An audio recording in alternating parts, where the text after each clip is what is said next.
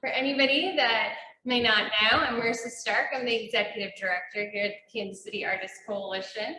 We're just letting a few folks in. Shannon, it's good to see you. I haven't seen you in ages. Welcome. Yeah, thank you so much. Yes, good to see you. Hi. There we go. Hi. Thank you. Hi. Welcome. Yeah. Hold on a second. I gotta get all your pods in. Get ourselves situated. Samantha, Leah, welcome. Hi, thank you. I love your cat sweater. Oh, thank you. It is okay, so it feels necessary. I turned my video on, but I don't think anyone wants to see me breastfeeding right now. So. Oh, well, double duty, my friend. Very good and necessary. Oh, good. Very good. All right. Pull up some info here real quick.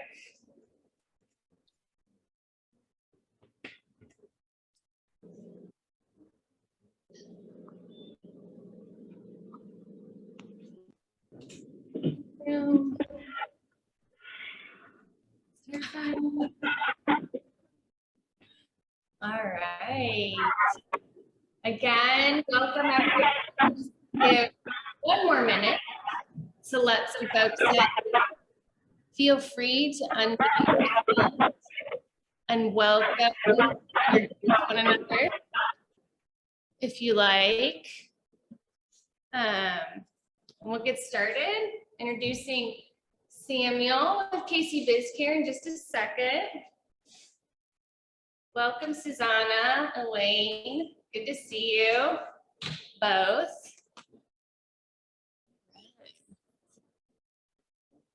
Sorry.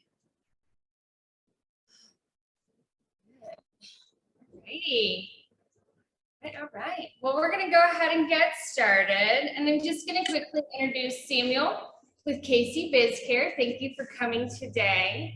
For those of you that don't know, KC BizCare is a free business resource located here in downtown Kansas City, Missouri, working around advocacy and an information center for new and existing businesses operating within the city of Kansas City, Missouri. Do not worry if you are outside of the city of Kansas City, Missouri. A lot of this overlays in other cities, and Samuel can help direct you to the correct resources in the outlying areas. But KC BizCare provides their customers with information and assistance in understanding and complying with city, state, and federal requirements for operating a business. So as Samuel starts to go through his presentation today, please feel free to drop your questions into the chat or unmute yourself. He has mentioned that some of the questions you may have will be step-by-step, so it might be helpful to ask them early on so that he can be directing you to the right places. I just have to say from my side, KC BizCare saved myself a lot of heartache and misery in 2016 when we had our 40th anniversary and I needed business or permits. And at one point, the city was telling me I needed a rodeo permit for a block party. And I was about in tears trying to figure out after the 17th time of trying to talk to somebody. Somebody finally said, go to KC BizCare, they'll get you set. And I did, and I about cried at that desk. Within 5 minutes, the person that was helping me had everything sorted out and done, and I had no rodeo permits to fill out, but that shall tell you. So with that, Samuel, welcome. Hi, thank you for coming and joining us. Feel free to take on over and share that screen. Okay, very well. Well, yes, thank you so much for having me this morning. I wish I could be in person, but hybrid will have to do. For now, my wife and I are actually in Nashville, Tennessee for a wedding. So this is our, 5-star Airbnb background right here. But yes, I'm very glad to be here this morning with you. And Marissa's right? So Kansas City BizCare is an office within City Hall. It's technically under the city manager's office in the city of Kansas City. And it exists for that purpose, right? To sit between entrepreneurs and all of the city practices, permits, regulations, hopefully not a rodeo permit, but anything like that. And that's something that I think, Marissa, is good to touch on, even if it doesn't seem like it's within a certain wheelhouse or within a certain office. We do have City Hall, an office there to our advantage to, if you have a question about, road work next to your studio, we'd be more than happy to help track that down for you. So we like to advertise ourselves as like the 311 for entrepreneurs, for anything that happens with the city, state, and federally as well. So what you can expect for the bulk of today is I'll go through our virtual checklist, which is just every item that any entrepreneur will need to operate in Kansas City, Missouri.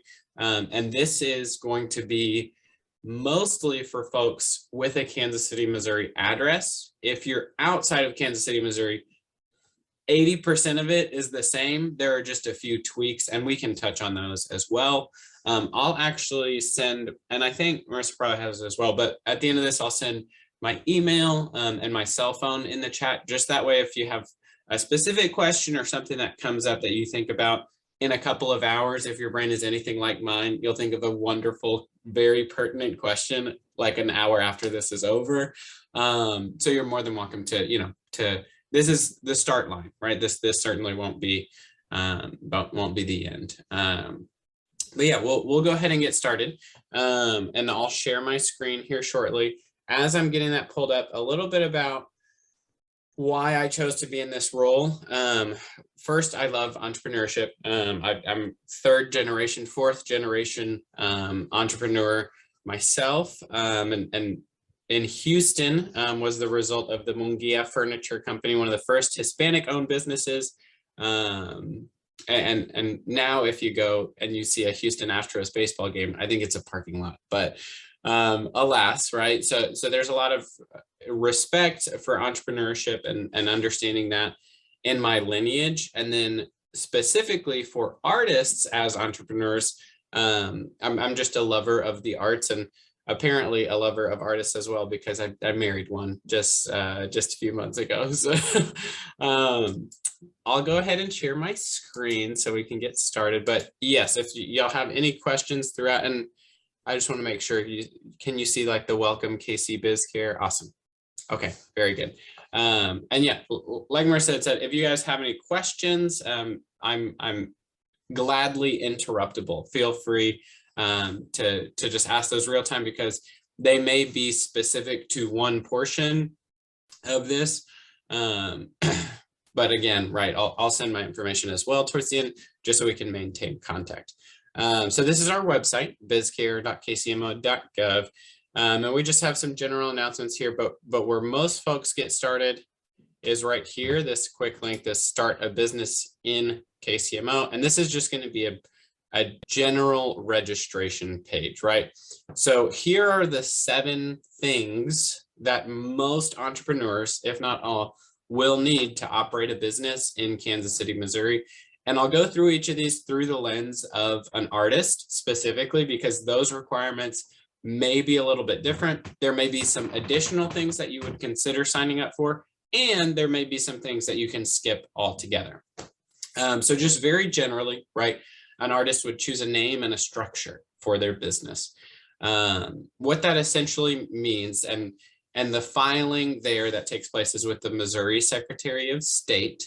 And essentially what I like to use as an analogy is that's like a birth certificate. So if your business is your baby, right? If your business is your kid, this is going to be the birth certificate. This is the very first document that you get for your business. And it says what your business is, what it's named, and the date and state in which it was formed. So much like your birth certificate has that information personally on it, the same thing exists for your business.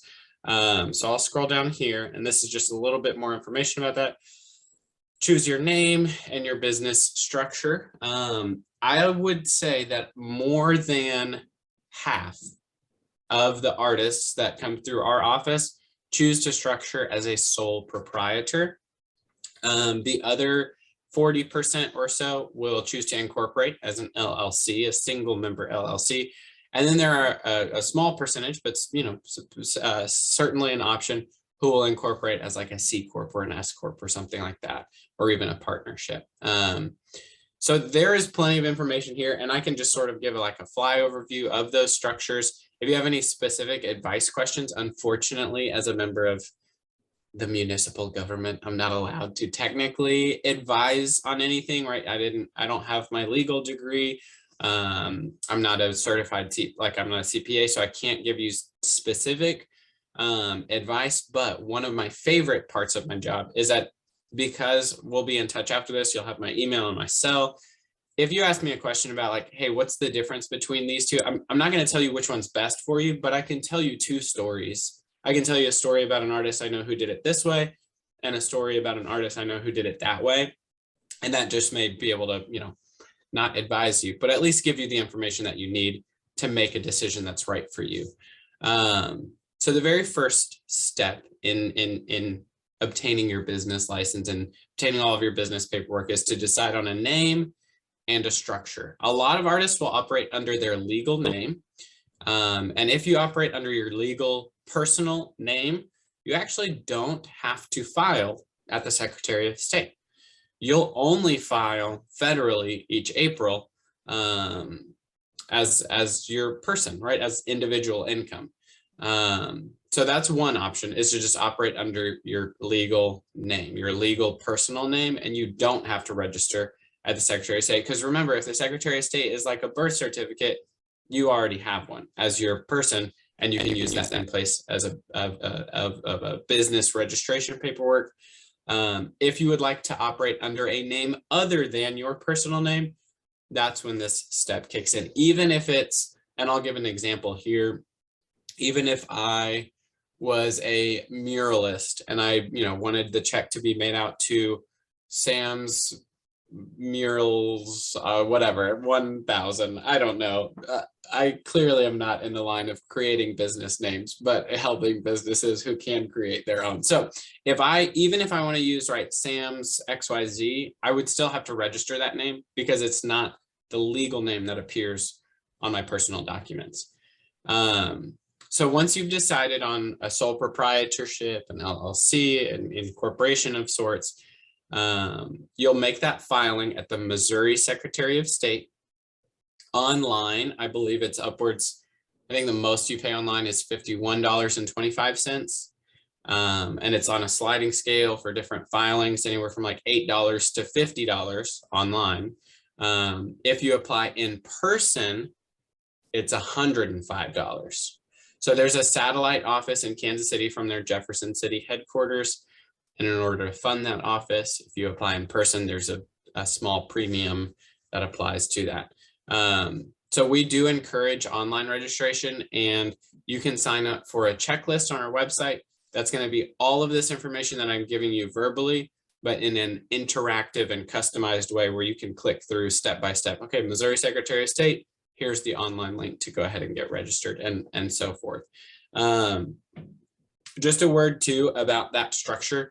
Sole proprietors, who are, a one person, usually the individual who has day-to-day responsibility, and a single member LLC, which I don't think it talked about on our website, are both taxed the same.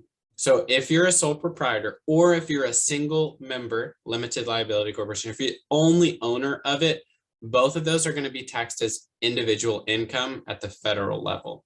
So the IRS views me doing business as Samuel Paul Morris the same as if I had an LLC in a different name and I was the only member, the only owner.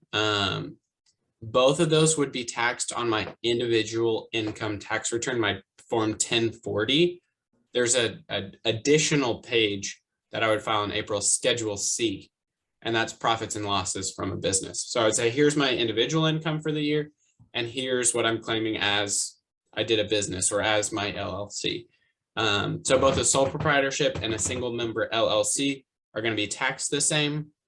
It would be worthwhile to do a little research, or feel free to reach out to me just to know the difference between, okay, what legally, would be the protection level sole proprietorship versus LLC, or a higher level of incorporation, I'd be happy to work with you individually on understanding those a little bit more. But that would be the first step, right? Deciding what your business is, what the business name is, and then registering it at the Secretary of State.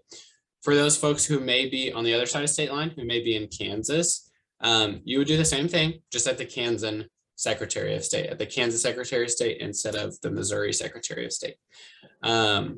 Once you've got that first document, that birth certificate, if you will, the state registration, that is essentially, right, like I had mentioned, the analogy of a birth certificate, that's your incorporation. That's you sticking the flag in the ground and saying, on this day, my business exists. So that's cause for celebration, right? We often tell folks, once you get that filing done, it's an immediate return.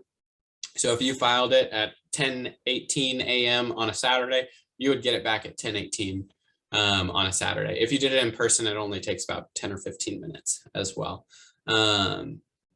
So that's certainly cause for celebration. That's your registration of a business, and it essentially means that your business now legally exists. That's the first step in obtaining a Kansas City, Missouri specific business license and obtaining a business bank account.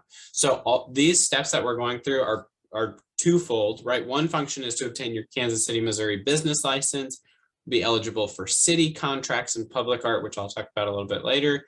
But two, if you want a separate business bank account, not just a personal bank account with a separate, nicknamed, a different checking account that you just use for your business, but if you want an independent business bank account, these are the documents that you'll need at almost any bank as well that they'll ask you for in order to form that account specific to your business. Are there any questions before I move forward about that first step, that state registration piece?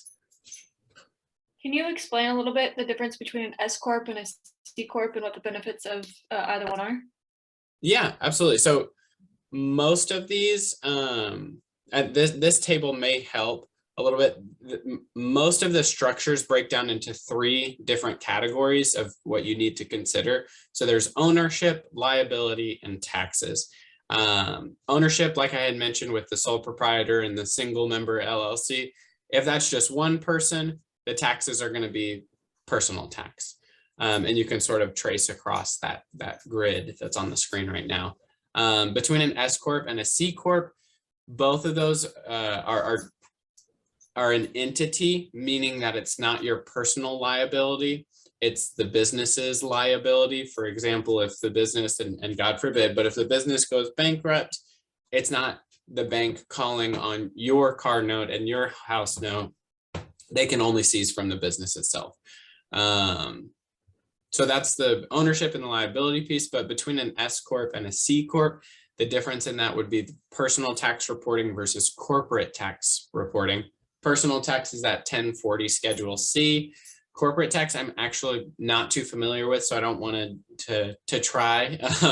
But if you do have specific questions, I'd be happy to look into what exactly that corporate tax filing looks like, how it affects your personal taxes and things like that.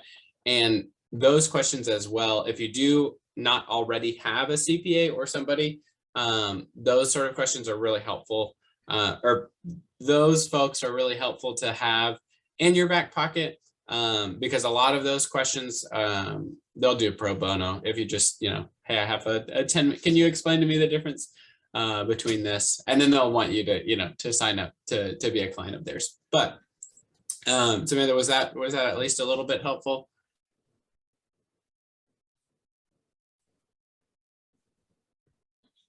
And Sam, Susanna has a question in the chat. Susanna, Okay. do you unmute yourself and ask that? Yeah. Yeah, so I would think artists would most likely be sole proprietors, which is the easiest because we don't have the overhead nor the liability. Like for instance, a consultant doing computer programming, working on shopping carts or business apps who, have contracts to produce certain results.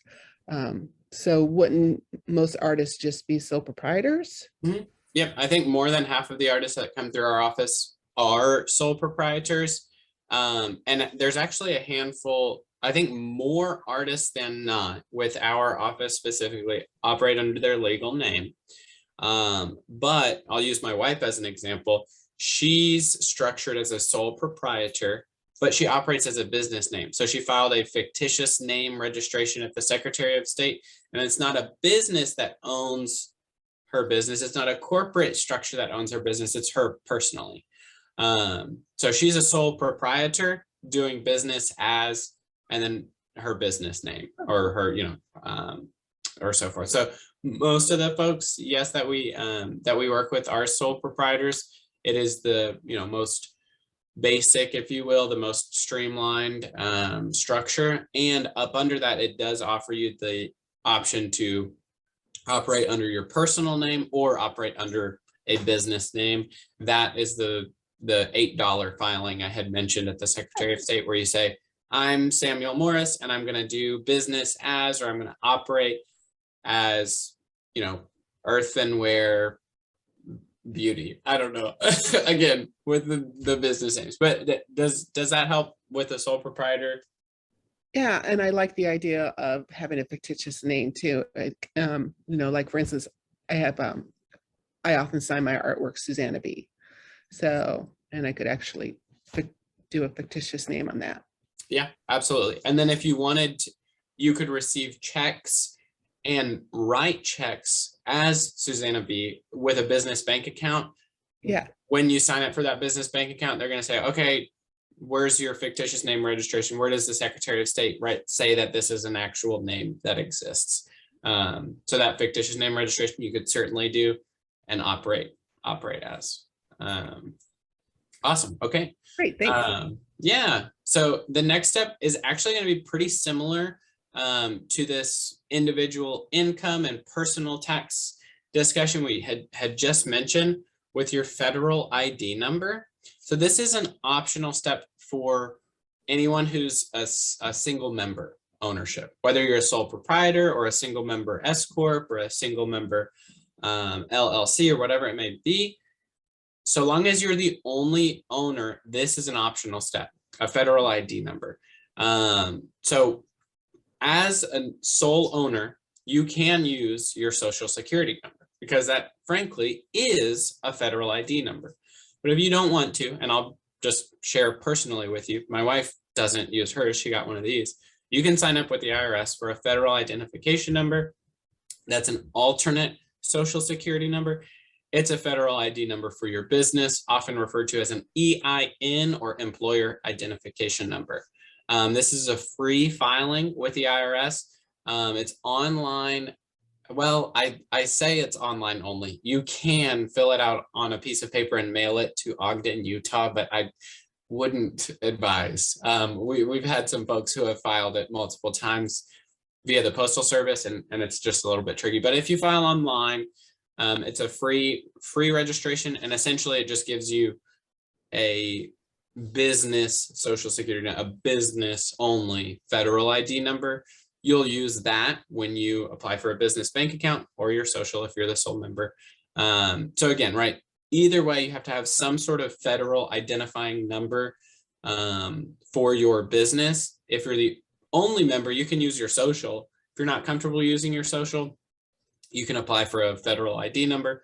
If you're a partnership and you have multiple members, you have to have a federal ID number because you can't use, if my wife and I, for example, were in a partnership business, we couldn't use one or the other's social because then it looks to the IRS as if just I'm doing it or just she's doing it. So that's why you get a business specific federal ID number.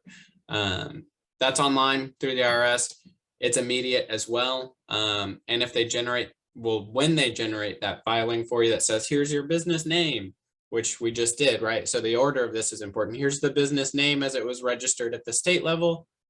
And here's the federal ID number that we've assigned to this business that you don't have to renew it. It's good forever. But that document that they produce for you is very important to save, scan, take a picture of, save it again.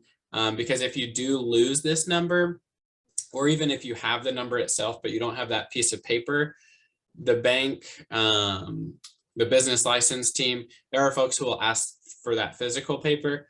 And in order to obtain it, if you just have the number, but not the actual document, you have to call the IRS, which I'm not, my mother raised me to to remain silent if I don't have anything nice to say. So I'll just say you have to call the IRS and then be silent about it after that. And I think that makes sense. So as far as the state registration and the federal ID number go, if I'm operating as Samuel Paul Morris and I'm using my social security number, I actually just skip these first 2 steps.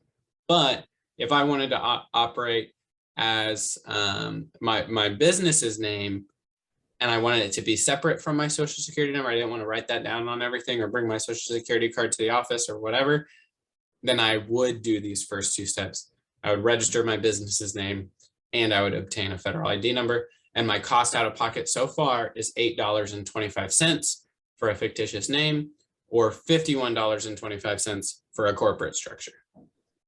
So we're doing pretty good as far as registering everything, getting all of our ID numbers, and keeping that out of pocket cost at a minimum.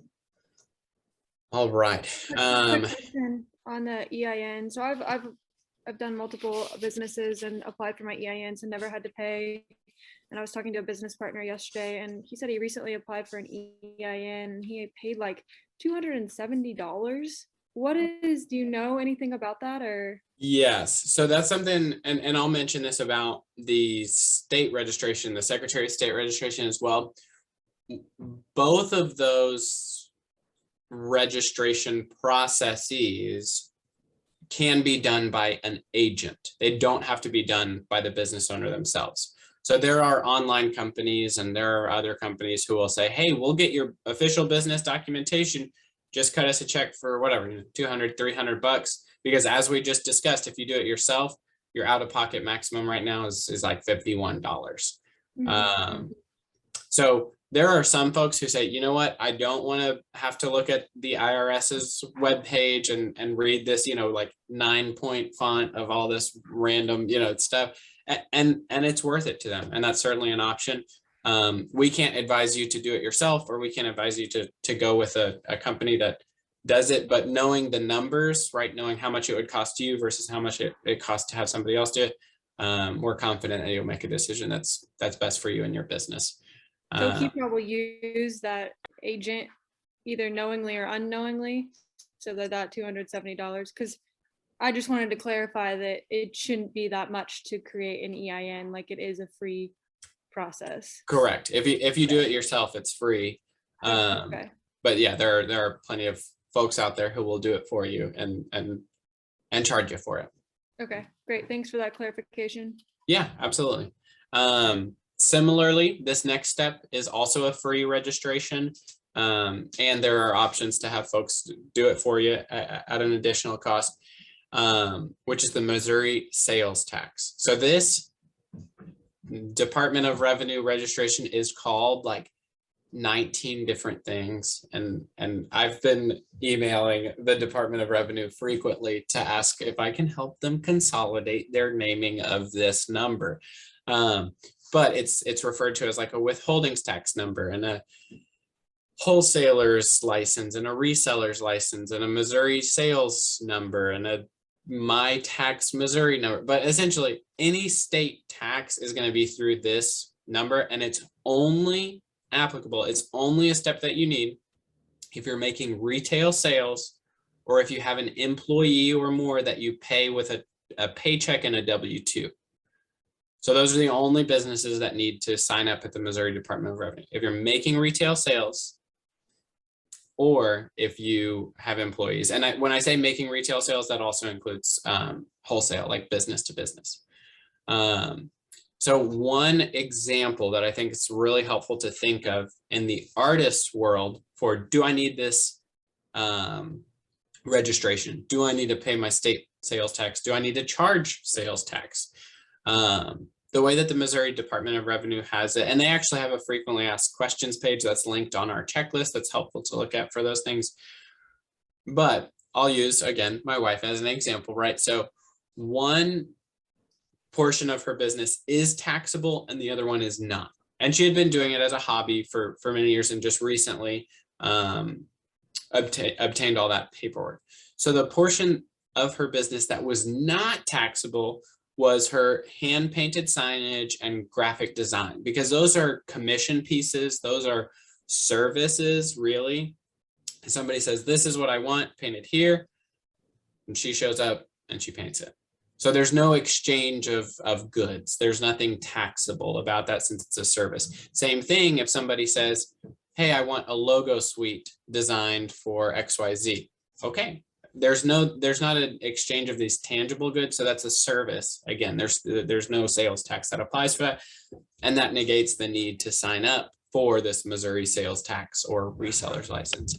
However, if you're holding merch, if you have merchandise or if you have gallery pieces on the wall that are available for direct sale, those would be taxable.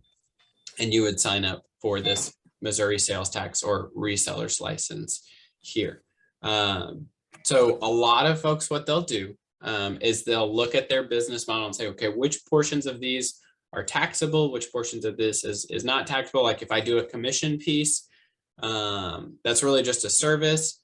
But if I do a commission piece and the person never picks it up and then I hang it on the wall and I sell it at a market value, or I give it to a gallery to sell, however that gets sold will be taxable. Oftentimes the galleries will sign up on your behalf.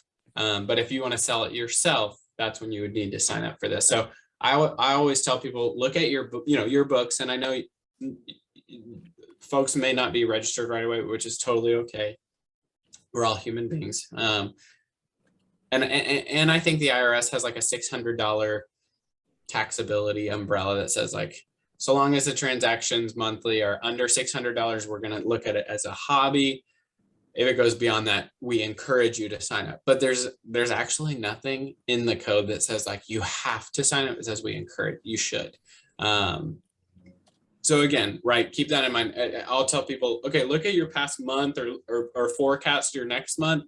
What of each of these items would be taxable? Which of these wouldn't? And if you only have one thing that you're doing a month that is taxable, you may be able to shift it into a service-based structure, so you don't have to sign up for sales tax. But if you're doing 9 or 10 things a month that are taxable, go ahead and get signed up. This is a free registration with the Missouri Department of Revenue. It'll give you another ID number for you to keep track of and save.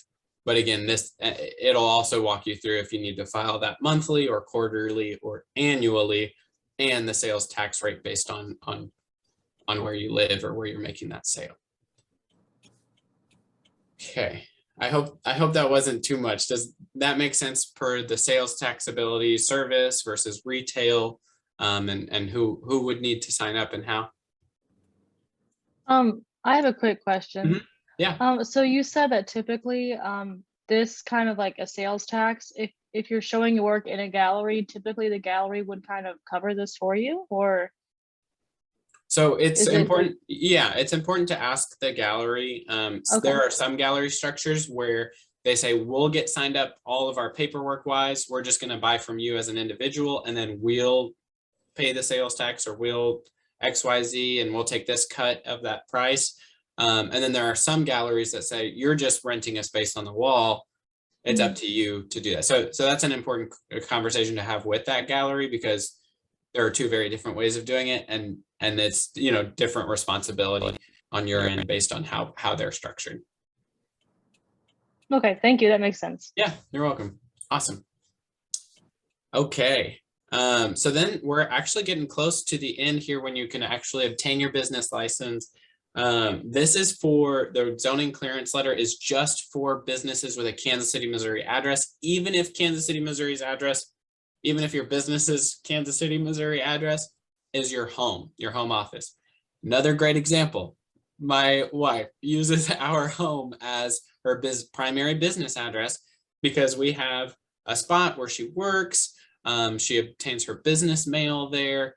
If there's any, like when we signed up for the business bank account, that was a document that she used to prove that address was our home address. Actually, there's a fun fact for your Kansas City knowledge and trivia going forward, is that more than half of all registered businesses in Kansas City are home-based businesses.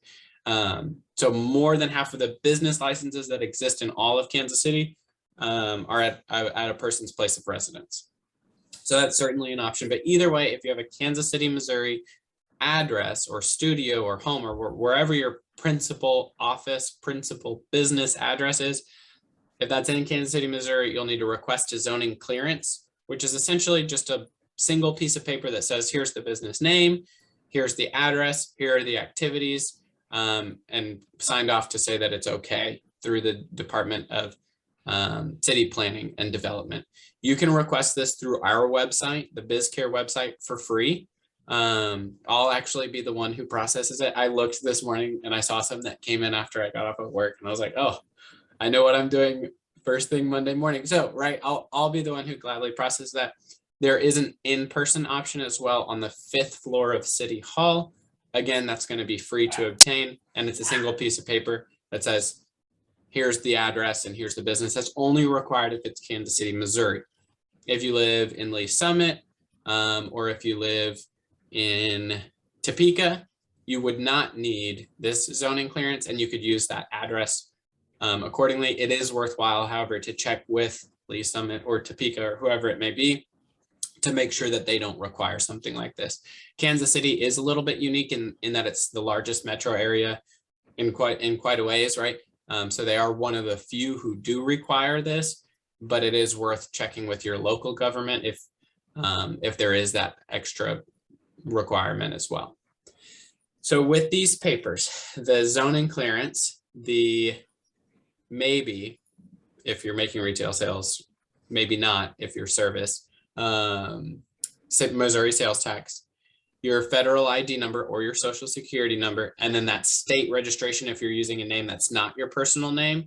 Those are the documents that you would bring into the business license office downtown, or you could submit online through Quick Tax, which again, our website will walk you through each of those, and you would obtain your business license.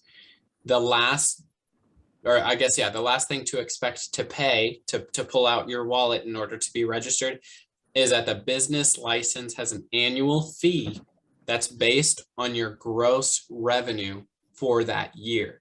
So you have to have some sort of estimate that says, I think I'm going to make $25,000 this year. Great. Your fee is going to be about $25. Or I think I'm going to make 50 grand this year. Great. Your fee is going to be about $50. It's a complex calculation that goes through our revenue division, but a good rule of thumb is to divide by 1,000. I think I'm going to make 120 grand this year. Fantastic. Your business license is going to cost $120. Anything under 25,000 or 26,000 is going to incur that minimum fee of $25. So I often tell people getting started out, even if you think you're going to make 200 grand, unless you have that as a contract, go ahead and just claim that smallest amount, that 25,000. So you pay the $25. Then the following year, when you renew, because the business license is the only piece of paperwork that we mentioned throughout all of this that you need to renew each year. When you renew, they're going to ask you two things. What's your federal ID number? And how much money did your business make last year? So when you give your actual receipts, that's when you said, oh, okay, maybe in April of 2022, I said I was going to only make 25,000, but come January of 2023, you landed this awesome job and you actually made 65K. Great. There's no penalty. There's no slap on the wrist. It's just now you got to pay $65 for the next year because you made 65K last year. So that's sort of a simplified version of a very complex fee structure, but you have to renew your business license each year. And the very first time you get it, you bring all of this paperwork and an estimate of what you're going to make. Every year after that, it's what's your federal ID number and how much did you actually make last year. So the simplicity of it, right, starts out pretty complex the very first time. And then year after that, it's just, two pieces of information that you need. And that you can verbally or just, in writing give. There's nothing you need to bring with you. You don't have to keep a tab of every single sale or every receipt. They just ask how much money does your business generate in the year. So with that, you would be licensed and in good standing each year with all of those registrations the first time and then renewing your business license each year. Having your business license is required of all businesses in Kansas City who generate revenue. And per the IRS, that's more than $600 a month. And having your business license is a very important step for artists who want to bid on city contracts or who want to be eligible for public art opportunities. So I'll talk about both of those very briefly and have some questions or have some time for questions at the end. But before I move on to that, does that make sense? Obtaining your business license, is there anything I may have rushed over or some burning questions before we move on to the public art world? Oh, I'm sorry, Leah. Really quickly, just one question that's been sitting in the chat for a second, Samuel. It's from Arnold Nelson, aka Buzz, asking about sales tax when selling at a show in another state, and doesn't he have to collect that, whatever it is? Is that something you can answer, or? So that they're on, I think on our checklist, if you sign up for a checklist, and I'll just do that very quickly right here where it says, what do you need to get started? Click here. Once you create that account, the Department of Revenue's section of your checklist will have links to their webpage and their frequently asked questions webpage, which I believe that specific question is on the Missouri Department of Revenue's frequently asked questions page that says, hey, I make 90% of my sales in Missouri, but I travel 10% of the time and I might sell it in Texas, or I might go to Tennessee or North Carolina or whatever. They'll have what your responsibility is on that. If they don't, if you look that up, send me an email or a text message or give me a call. I'll send my information here at the end and I'll help you look into it next week when I don't want you to have to call the Department of Revenue and sit on hold. Your time is very valuable. I'll sit on hold with the Department of Revenue because that's my job, right? Like on a Monday, and I'll get that answer for you. So you should be able to find it through your checklist. If not, just reach back out to me and I'll get it figured out for you. I had just some clarification on the business license renewal. So I missed where you said we do that at, and this is different than the Secretary of State? That's correct. So to use that analogy that I used early on, that your Secretary of State filing is like the birth certificate for your business. The business license itself is like a driver's license, right? For the kid of your business, right? Your business needs to first be registered and have all this paperwork, and then it can obtain the license to do whatever. Another analogy I like to use is like with your vehicle. You have to get it registered and put plates on it, and you have to have all sorts of information about that. But you also have to have your driver's license to operate that vehicle. So same thing, Secretary of State is getting all the paperwork in line, getting those license plates for your business. But in order to actually operate it, you'll need your business license with the city of Kansas City. That can be done online through Quick Tax. It's kcmo.gov/quick tax or in person at the business license office, which is across the street from City Hall at 1118 Oak Street. And when you complete this item on your checklist that requests a zoning clearance letter, if you do it through our website, I'll send you your zoning clearance approval, and I'll send you, here are the 3 or 4 different ways you can use these documents to get your business license. You can come to this address during this hour, or you can click here on this link and sign up for a profile this way. So the business license itself can be applied to for in person or online. And there's a lot more detailed data that I can share with you once we have all the other paperwork. And what happens if you haven't done that in the past? That's okay. We ask for your case. Well, I say we work in the back of the business license office at 1118 Oak Street.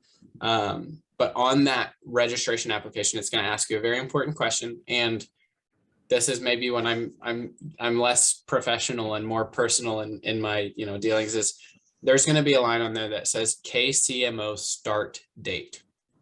If you put I started in April of 2018, they're going to ask you to file that paperwork 4 times for 2018, 2019, 2020, and 2021 until you can get your 2022. So they're going to ask you to catch up for all those. if you put on your KCMO start date, hey, even though I've been doing this, right? Personally, I'm thinking this in my head, even though I've been doing this for a few years, now I'm going to do it, with the legitimate paperwork. Now I'm going to do it by the book. My KCMO start date is May 1, or my KCMO start date is April 15, or whatever it may be, of this year. So that's really up to you. If you want to file all of those and you have all those books ready, you're welcome to. But a lot of times folks will say, what's my KCMO start date? And that's when you can be a little bit subjective in your interpretation of that question. Maybe my KCMO start date is when I'm doing it by the book, which is Monday, or which is whatever. And then you won't have to be caught up or anything like that. Okay, cool. Thank you for that. You're welcome.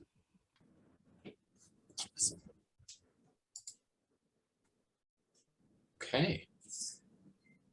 Very good. Well, I'll touch briefly on that public art piece, just because I know that's a great opportunity for folks just to get signed up for it. It's free to sign up as well. So once you have completed these steps and you obtain your business license, you can also sign up to be a supplier or vendor with the city, which is a free internal city application. Right after you finish your business license, you go on the first floor of City Hall, say, here's my business license number, here's what I offer, and you submit that. It's free to file. Then once you've done that, you're eligible to bid on city contracts that check those boxes. So if the city says, hey, we want an art installment in front of Fire Station 41, because you said that you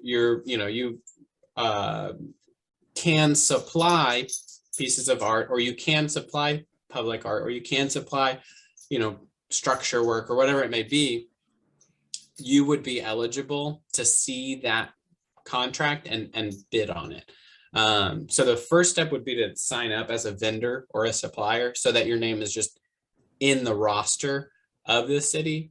And then the second thing too, and I'll click over here, this is on our website as well, is to just be familiar with the Kansas City 1% for Public Art program. Basically, short version, any city contract, any city construction that takes place, 1% of that total budget has to go to public art in that area. So a huge piece of that is the streetcar. There's going to be a lot of 1% of streetcar, let's say between 35th and 37th Street. Let's say it costs whatever, $1 million. 1% of that has to go to public art between 35th and 37th Street near Main. So that's something to just keep in mind and study a little bit, and just know, oh, I see some construction in my neighborhood, or I see some construction over there. I wonder what sort of opportunities will be made available with that 1% program that's set aside only for public art. And if you want to know more about those opportunities real time, you can certainly ask me, but on the kcmo.gov/subscribe, there is right here, public art opportunities. You can enter your email address and subscribe to that public art newsletter, and that will send you email updates of, like I just said, hey, there's something happening on 37th Street, or up in the Northland, the police station is getting remodeled, so X amount is eligible for public art. And sometimes, for example, the police station says, we really want an indoor art installment that has to do with lighting and has these sort of specific, these are our desires. But more often than that, those parameters are not in there. It's really wide open. So that's why it's worthwhile for whatever field of art that you're in to get signed up, to have that opportunity to really present yourself and say, hey, respectfully, you have no idea what you want to go here. Here's what I can do and why I think it would be worthwhile.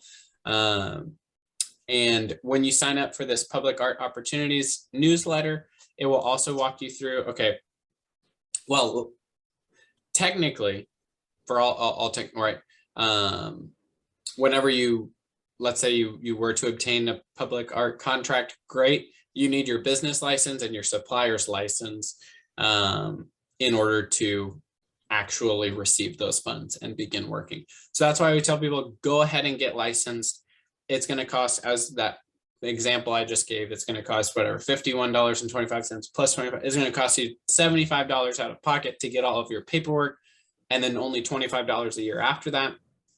So go ahead and get signed up so that when an opportunity does present itself through this newsletter or through CAFE, which is callforentry.org, which I know some of you are already familiar with, you can use all that paperwork that you already have to bid on those opportunities. And there is a way, and this may be something more in the future that we can speak individually about on a case-by-case basis, but let's say you see a job in Denver.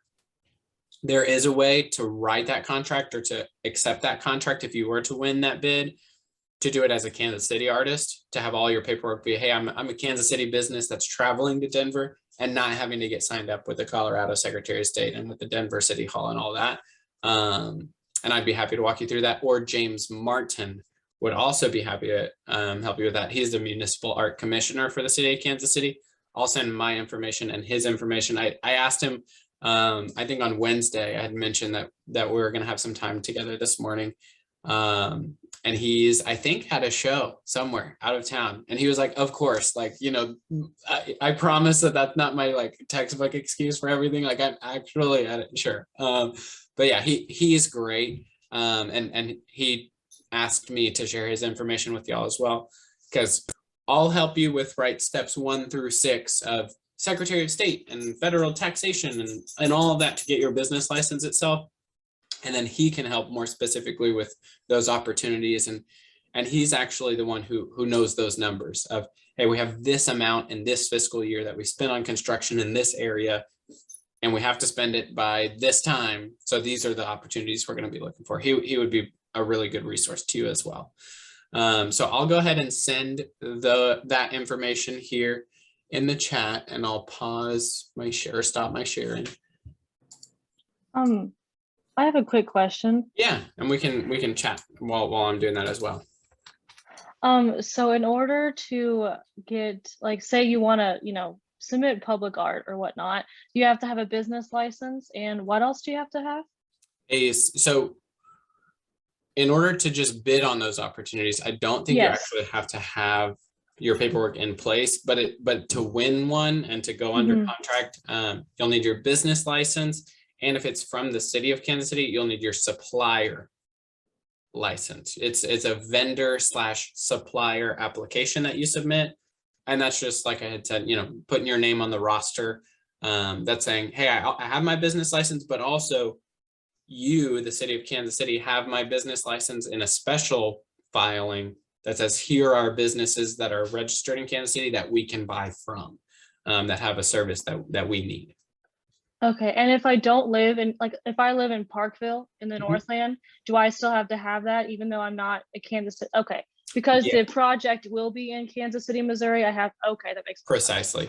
Okay. And actually, because let's say you're in Parkville, let's say you have like 2 or 3 contracts this year, and then you want to bid on one in October, and you don't want to get your business license until October, your KCMO start date is still October, because Parkville is not KCMO. Does that make sense? So you can be really strategic if you live outside of Kansas City, Missouri, of how and when you apply, because those regulations are going to be set by Parkville. And oftentimes, not always, but oftentimes Parkville is going to have, or whatever, are going to have a little bit softer, regulations than Kansas City. That makes sense. Okay. Yeah, I had no idea about all this for getting just a mural for contracted. I had no idea you had to have all these different things put in place. So this is really, really helpful. Yeah, and I know it's complex, and I know there's a lot, but I'll be honest with you, all of the information and explaining is this is one of those things where it's actually easier done than said, right? Like that, I don't think we get to use that phrase very often, but when I helped my fiance at the time, right, get signed up for her business license, we talked about it for about 45 minutes, like we just did. Then the next day, we actually did all of those filings, and we had an 11 o'clock, and I think we had lunch together. So it was like less than an hour, and all of that paperwork was in place, filed, legitimate. All those numbers were obtained. So yeah, this may be something that's easier done than said, which is a fun phrase, especially for whenever it's legitimizing your business. Samuel, really quickly, just for everybody, is there a way that they can come to the offices at the BizCare and do this with you? If, say, maybe they don't have access to internet or they don't have a reliable computer, what are the options for folks to just, or they just want to make sure they're doing it right and they want somebody next to them? Like, what's the options there for folks? Yes, so currently we still haven't opened our public interface computer area. We're still waiting on those restrictions to be lifted, which at the state level, I believe they were on April 1 with the pandemic shift that Governor Parson put out. And I think we're headed there. So currently, the short answer is no, there's not an opportunity, but I just sent my email and my cell phone to y'all in the chat. Even though we don't have a space in our office to do that, I set up some time with you one-on-one online. If you needed to borrow a computer, I could bring my laptop and we could meet at a local business and work on that together as well. So one-on-one support is a part of our office's services, but currently it just can't be in our physical office. We're hoping May 1 that will be the case, but between now and then, we'll make something work. I'll meet you where you are, or we'll find somewhere. Two things. Were you putting your coworkers' information in there that you were talking about? I am right now. Okay. And then can nonprofits apply for that 1% public art? Yes. And actually, I'm glad that you mentioned nonprofits. So nonprofits are business license exempt. You'll still need to do all of those filings, but when it comes to the business license itself, you can either skip that step or you can submit it to the business license office and just get a piece of paper that says we're exempt. Just because the city of Kansas City does not license or apply those specific fees to nonprofits. So you'll still need to register everything. But when it comes to the business license, you'll just get an exemption, or, hey, here's your account, even though you don't have to pay for it. You'll use that account to get signed up as a supplier and to bid on those contracts as well. So you would still have to do the supplier vendor license, just not the business license? That's correct. So you would receive a business account, a business license account, but you wouldn't receive a business license and you wouldn't pay for it as a nonprofit, if that makes sense. So I think what it's called a courtesy account, a courtesy business license account, where you have a number that you can, service and use on your bids, but you don't have to pay for it, and you don't have like a business license that you have to maintain. Yeah. Is that on the same website, and you still do that? Yeah, you'll go through those same steps, but then when it comes to the business license itself, instead of bringing in your corporation paperwork, you'll just bring in your nonprofit corporation paperwork, and they'll know at the counter. They'll say, oh, okay, blah, blah, blah. Here's your account number. It's a courtesy account. You're free to go. Okay, thank you. Yeah, you're welcome. So then I'll send James's email, who's the municipal art coordinator, and then that web address underneath his email is where I was pointing to. That's the newsletter he sends out. kcmo.gov/subscribe. Public art opportunities is his newsletter, and anybody can sign. You can sign up for that today, and just at least be in the know. Okay, well, awesome. Well, I think that's most of the general requirements, right? And like I had said, if this is something that you're considering, you could start it at 8 on Monday and be completely done with your paperwork at like 9 or 10. So it's really worthwhile. I know it's a lot to get signed up for first, but it's certainly one way to do it it's certainly one thing to do something the right way the first time and just not have to worry about it. And please save my information that's in the chat right there, either in your phone or just on a pen and paper. That's my email, and then that phone number is my cell. So you're welcome to text it, or if you like are on the Secretary of State's webpage and you take a picture and say, hey, what the heck does this mean? I'll be happy to help you with that, and certainly want to be a resource to you going forward, and wish you the best of luck in the meantime as well. Thank you, Samuel. We appreciate your time today, and we'll have all of this up on Facebook and YouTube. So if you need to reference it back, you can always rewatch this if you so choose, or connect with Samuel and the Casey BizCare offices direct. So yeah. Thank you, Samuel. Have a great weekend. Yes, awesome. Well, thank y'all so much. I appreciate you having me, and I look forward to being in touch with y'all. Please reach out to me with anything y'all want, and feel free to reach out to me if there's just like something that you want to share. You know, my wife and I both really enjoy seeing art and just experiencing it in Kansas City. So I'm not only want to be a resource to you and help you, but also I would love to reap the benefits and to say, hey, I have a show, or hey, I have this thing coming on.